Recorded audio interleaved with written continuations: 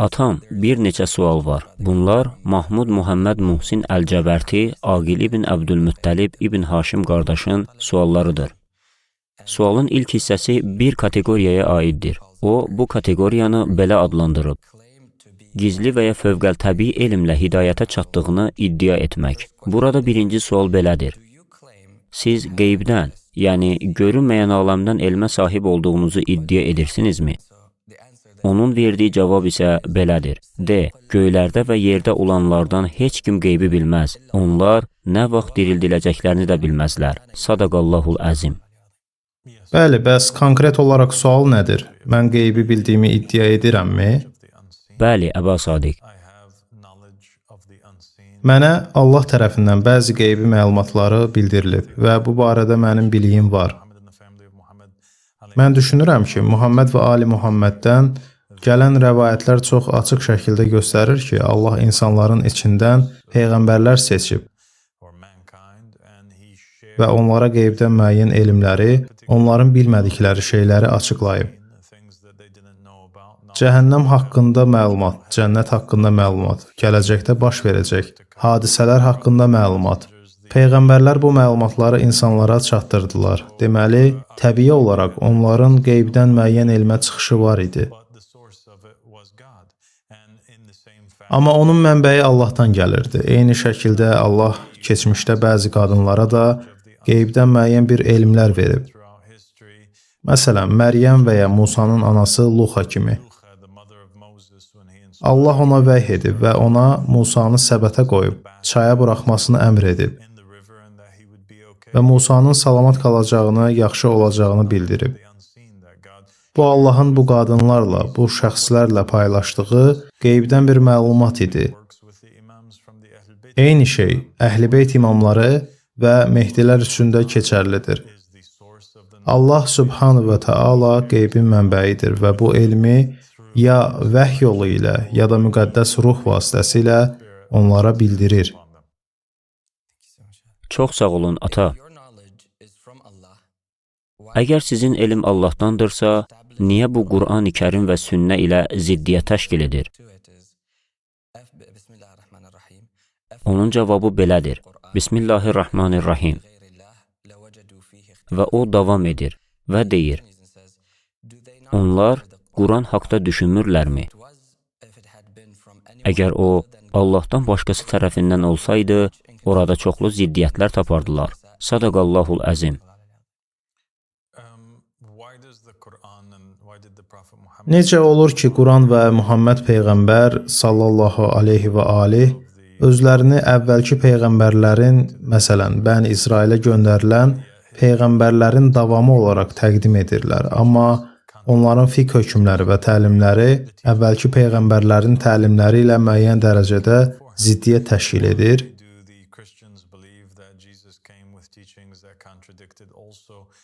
Niyə xristianlar inanırlar ki, İsa əleyhissalam əvvəlki təlimlərlə ziddiyyət təşkil edən yeni təlimlərlə gəlib? Onlar inanırlar ki, o yeni bir əhd gətirib və müəyyən şeyləri dəyişib.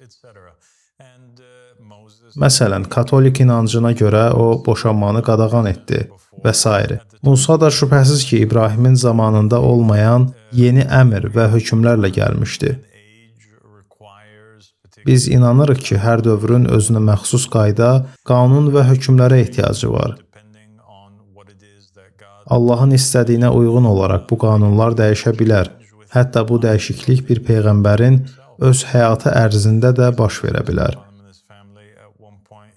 Muhammed Peyğəmbər sallallahu aleyhi və aleyh bir vaxtlar spirtli içkilərin istifadəsinə icazə verirdi. Daha sonra bu istifadəni qadağan edən bir ayə nazil oldu. Muhammed Peyğəmbər öz həyatında əvvəl Qüdsə tərəf namaz qılırdı. Sonra isə Allah bir ayə endirib ona buyurdu ki, ibadət istiqamətini dəyişsin və Kəbəyə yönəlsin.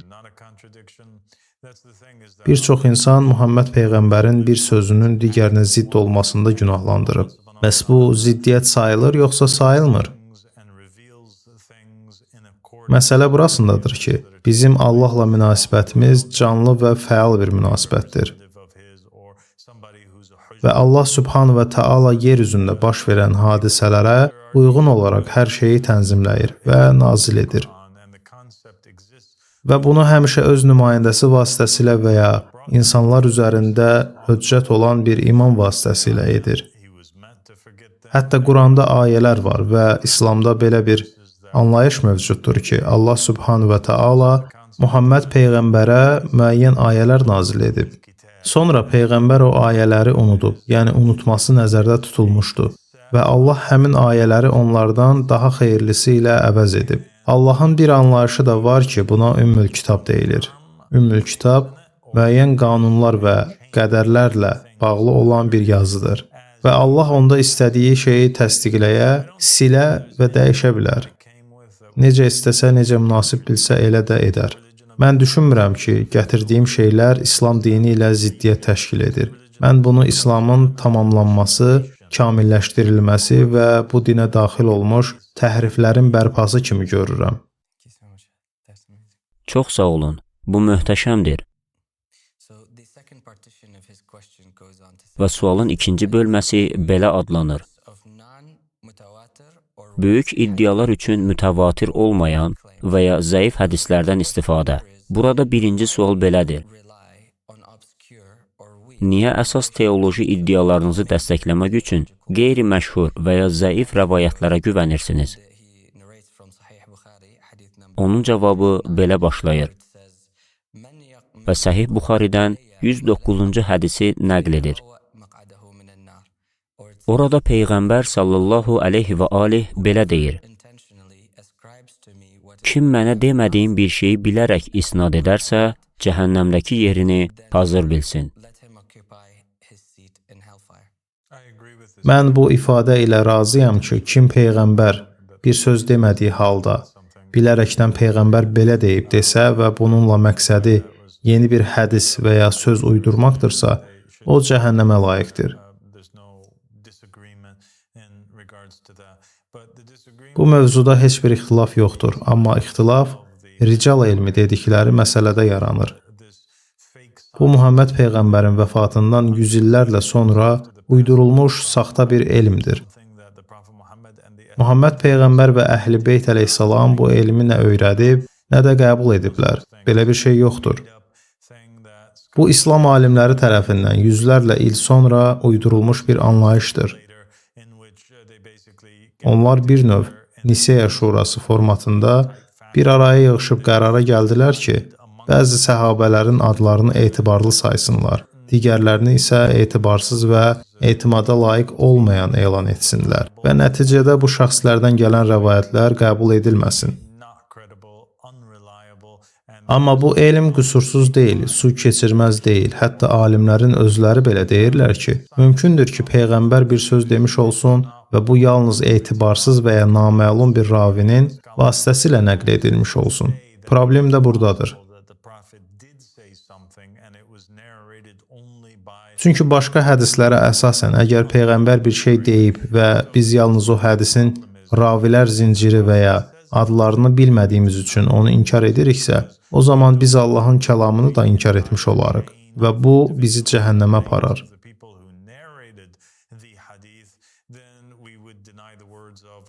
Çünki digər rəvayətlərdə deyilir ki, əgər bir hədis eşitsən və onun bizdən gəlib gəlmədiyini bilmirsənsə, onu inkar etmə. Çünki ola bilər ki, bu Allahın ərşin üstündə göndərdiyi kəlamdır və sən onu inkar etdiyin üçün cəhənnəmə düşərsən. Buna görə də biz bu insan tərəfindən yaradılmış anlayışı, yəni rical elmini tamamilə rədd edirik. Bu elm həm də ona görə problemlidir ki, bir neçə dırnaqarası alim bəzi hədisləri etibarlı sayıb, digərlərini isə rədd etməklə hakimiyyət və səlahiyyəti öz əllərində cəmləşdirərək bir növ piramidanın zirvəsində əyləşib. Qalan müsəlmanları nəyə inanmaq və nəyi inkar etmək lazım olduğunu söyləyə bilirlər. Və bu səbəbdən biz bu elmi rədd edirik və inanırıq ki, bu məsələdə onların iddia etdiyi kimi bir günah etmirik. Onlar deməyə çalışırlar ki, biz rical elmini qəbul etmədiyimiz üçün günah iş görürük. Bu isə bizi yalnız müəyyən hədis mənbələri ilə məhdudlaşdıracaq. Onlar üçün bu mənbələr yəqin ki, Sünnən Əbu Davud, Səhih Buxari və ya Səhih Müslim olacaq. Bu isə bizə görə mümkün deyil. Biz yalnız bu mənbələrə əsaslanmırıq. Biz Muhammed Peyğəmbər və onun əhl-i beytinə aid edilən bütün mənbələrə əsaslanırıq. Bəli, çox sağ olun ata. Onun verdiyi sualların üçüncü hissəsi, firqəçilik və yalnız öz dəstəsinə aid xilasa çağırış, başlığını daşıyır. Buradakı sual budur. Siz iddia edirsinizmi ki, xilas yalnız sizin dəstəniz və ya imamınız vasitəsilə mümkündür? Cavabı belə oldu. Bismillahirrahmanirrahim. İngiliscə mənası belədir. Dinlərini firqələrə ayıranlarla sənin heç bir əlaqən yoxdur. Onların işi Allaha aiddir. O, onlara nə etdiklərini xəbər verəcək.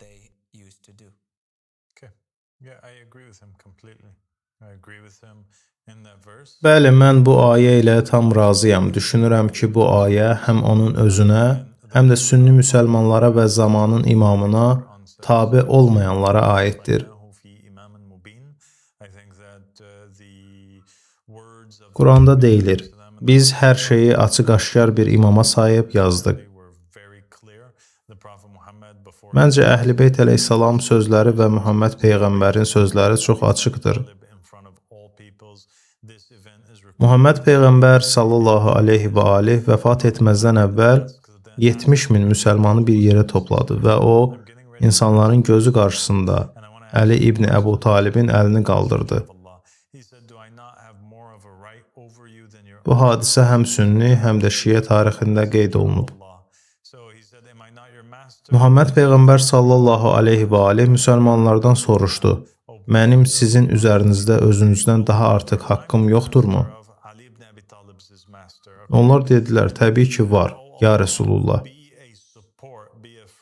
O dedi, mən sizin mövlanız deyiləmmi? Onlar dedilər, bəli, sən bizim mövlamız, yol göstəricimiz və imamımızsan, ya Rəsulullah. O zaman Peyğəmbər dedi, o halda mən kimin mövlasıyamsa, Əli ibn Əbu Talib də onun mövlasıdır.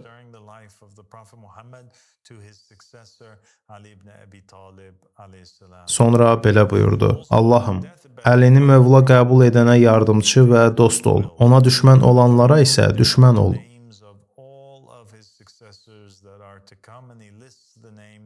Sonra rəvayətlərə görə insanlar Muhammed Peyğəmbərin sağlığında onun xəlifəsi kimi Əli ibn Əbu Talibə beyət etdilər.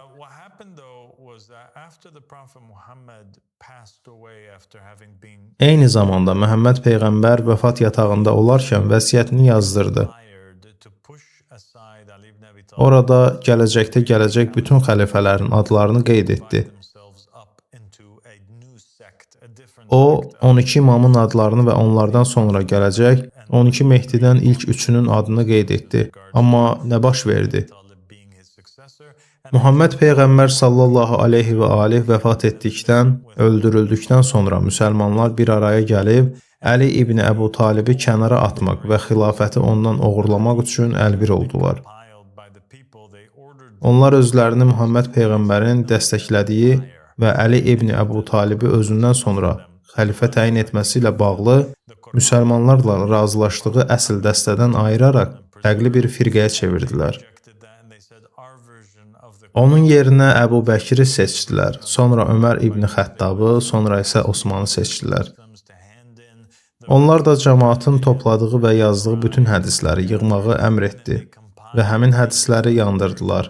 Dedilər ki, bizə Quran kifayətdir. İmam Əli onlara özü ilə Muhammed Peyğəmbərin birgə yazıb qoruduqları Quranı təqdim etməyə çalışdı. Lakin onlar bunu rədd etdilər və dedilər ki, bizim Quran versiyamız kifayətdir. Bu isə o Quran idi ki, onlar müxtəlif müsəlmanların əzbərlədiyi və ya topladığı ayələri onlardan tələb etdilər. Sonra da İmam Əli ibn Əbu Talib əleyhissalamın Quranından fərqli bir versiya tərtib etdilər. Mənim qeyd etdiyim bütün bu faktlar təsdiqlənə biləndir. İslam mənbələrində oxuya bilərsiniz və özünüz görə bilərsiniz. Bir qrup insan inandı ki, Peyğəmbərin vəsiyyətinə itaət etmək onları azğınlıqdan qoruyacaq. Bu səbəbdən Peyğəmbər dedi: "Mən sizə bir şey yazacağam ki, ona sarılsanız heç vaxt azmayacaqsınız." Yəni, onun xəlifələrinin adlarının olduğu vəsiyyət.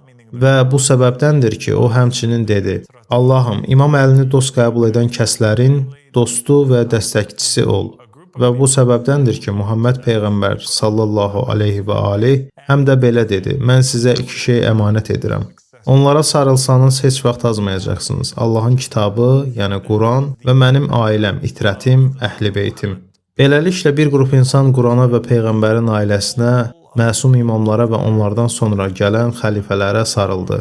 Muhammed Peyğəmbərin ümməti məhz bu firqədir. Digər firqələrin hamısı, istər sufi təriqətlər olsun, istərsə də sünni məzhəbləri, Maliki, Şafii, Həmbəli və digər nə varsa, bunların hamısı Qurandakı həmin ayənin aid olduğu kəslərdir. Dinlərini firqələrə ayıran və azan kəslər. Sabit qalan əsl Şiə firqəsi isə bizim firqəmizdir. Xilas da ondadır. Çünki Peyğəmbər dedi: "Heç vaxt azmazsınız və əgər azmırsınızsa, deməli xilas tapmısınız."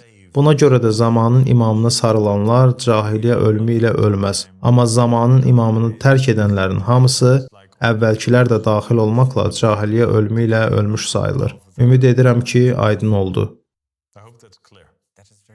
Tamamilə aydındır ata. Çox sağ olun. Tamamilə aydındır. Dördüncü sual kateqoriyası axır zaman kəhanətlərinin baş verməsi iddiası adlanır. Oradakı sual budur: Peyğəmbərin xəbər verdiyi böyük yoxsa kiçik əlamətlər dövründə zahir olursunuz? Və onun cavabı belədir: böyük əlamətlər arasında günəşin qərbdən doğması, Dəccalın zuhuru və İsa ibn Məryəmin əleyhissalam qayıdışı var. Mən özüm böyük əlamətəm. Mehdi böyük əlamətdir. Ali Muhammedin qaimi böyük əlamətdir. O 5 qaçılmaz əlamətdən biridir və mən o əlamətəm. Mən sadəcə bu əlamətin gerçəkləşməsi deyiləm. O əlamətin özüyəm. Digər sual budur: Muhammed Peyğəmbərin Mehdi və axır zamanla bağlı təsvir etdiyi şərtlər sizin ətrafınızda baş veribmi? Bu, hamının ətrafında baş verib, hər yerdədir. Kiminsə görəcək gözü varsa artıq görür. Muhammed Peyğəmbər sallallahu aleyhi və aleyh dedi ki, Mehdi o vaxtda zuhur edəcək ki, İslamdan yalnız adı qalacaq, Qurandan isə yalnız yazısı qalacaq. Müsəlmanlar özlərini müsəlman adlandıracaqlar, lakin əslində ondan ən uzaq kəslər onlardır.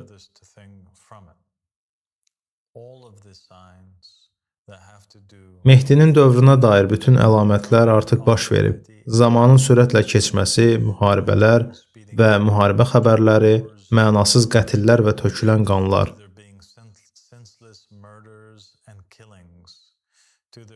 Dünya xalqlarının ərəb və müsəlman torpaqlarına bir piroq kimi bölüşmək məqsədi ilə hücum etməsi.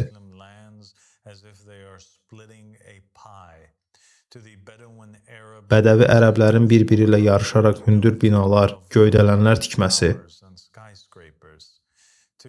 O dövrdə olacaq texnologiya haqqında deyilənlər, məsələn, Mehdinin bir rabitə vasitəsi olacaq. İnsanlar ona yerindən tərpənmədən dünyanın istənilən nöqtəsindən yazacaq, onu görə biləcək. Bütün bu əlamətlər və bundan da çoxu artıq baş verib. Kim ki bunları görmürsə, axirətdə də kör olacaq. Çünki bütün məzhəblərin mötəbər sayılan alimləri, istər sünni olsun, istər şiə, bir məsələdə ittifaq edirlər, bu da axır zamanda yaşadığımızdır. Bəli, Çox təşəkkür edirəm. 5-ci sual. Bu, onun, yəni müxalif tərəfin qeyd etdiyi bir başqa kateqoriyaya aiddir. Adı belədir: bidətçilərə və yalan iddiaçılara qarşı xəbərdarlıq. Buradakı sual budur: niyə ümmətin və alimlərin əsrlər boyu davam edən ittifaqını, yəni icmanı rədd edirsiniz? Onun cavabı belə davam edir. O, Sünən İbn Macə, hədis nömrə 3950-yə istinad edir. Orada belə deyilir: Allah Rəsulundan eşitdim ki, o buyurdu: mənim ümmətim azğınlıq üzərində ittifaq etməyəcək. Allah Rəsulunu belə deyərkən kim eşitmişdi? Ənəs İbn Malik.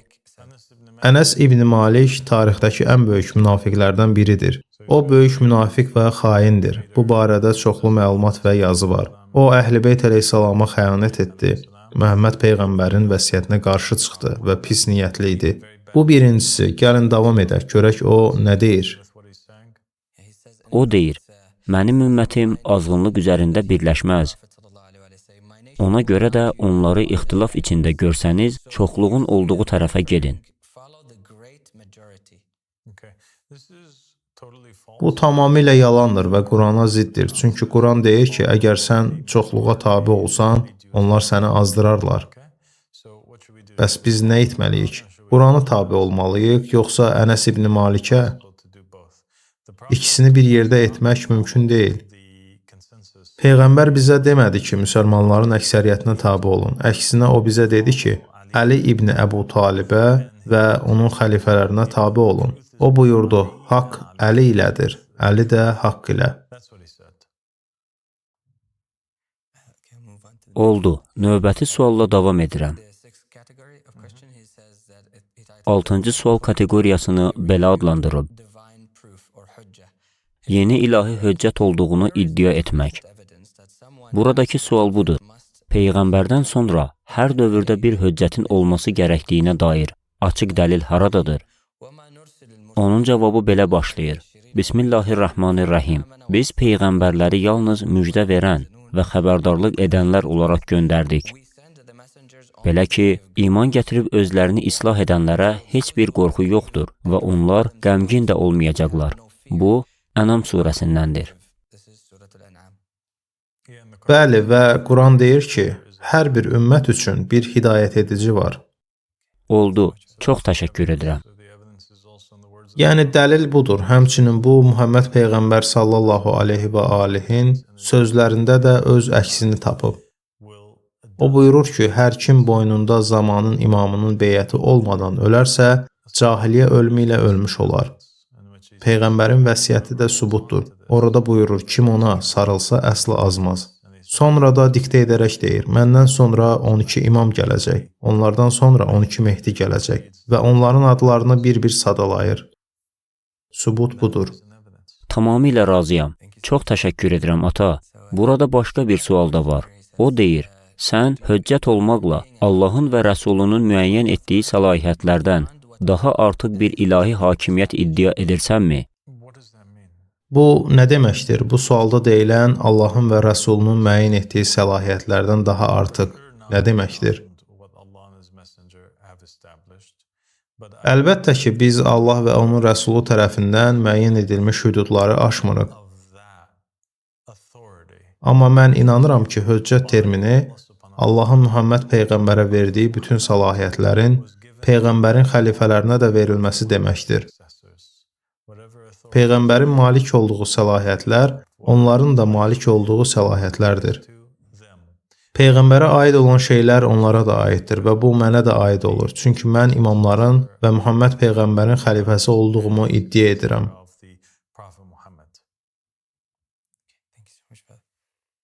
Çox təşəkkür edirəm, ata. 7-ci sual kateqoriyası belə adlandırılıb: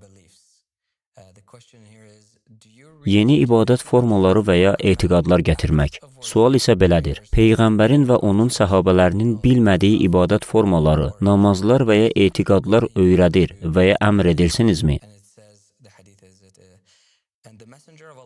Sonra o bir hədis nəql edir və deyir ki, Allah Rəsulu belə buyurub: kim bu məsələdə, yəni İslamda bizə aid olmayan, bidət olan bir şey gətirsə, onu rədd edin.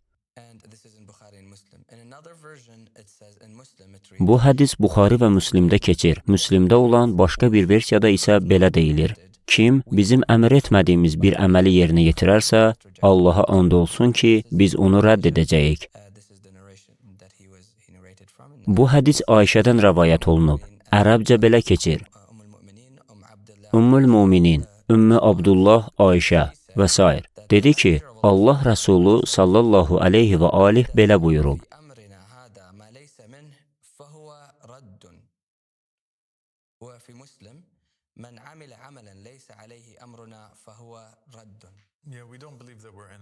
Bəli, biz inanırıq ki, biz nə bir bidət gətiririk, nə də yeni bir şey icad edirik. Biz sadəcə olaraq Muhammed Peyğəmbər sallallahu aleyhi və alihin vəsiyyətini və əmrini həyata keçiririk.